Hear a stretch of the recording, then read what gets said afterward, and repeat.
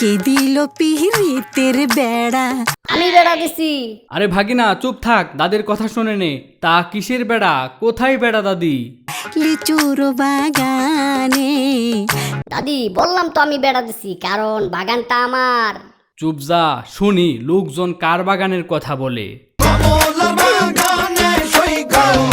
আরে বেড়া তো আমি দিছি আপুর কথায়। তা আপু তুমি কিছু বলো। কেমন প্রেমিক তুই বন্ধু রে, বেড়াতে খাকা বেশ ভয়ে। আপু একদম ভীতু প্রেমিক। বুঝলাম ভীতু প্রেমিক, মাগার যদি বেড়া ডিঙ্গায় আসে তাহলে কি হবে? জায়গা দিমু এই অন্তরে। সি সি সি সি সি সি সি, এইটা কোনো কথা? আরে মামা চুপ থাকো, দেখো মঙ্গল ভাই কি বলে। শোনেন শোনেন গ্রামবাসী শোনেন যে এমন। কিন্তু আমরা তো শহরে থাকি, তার মানে কি আমরা শুনবো না?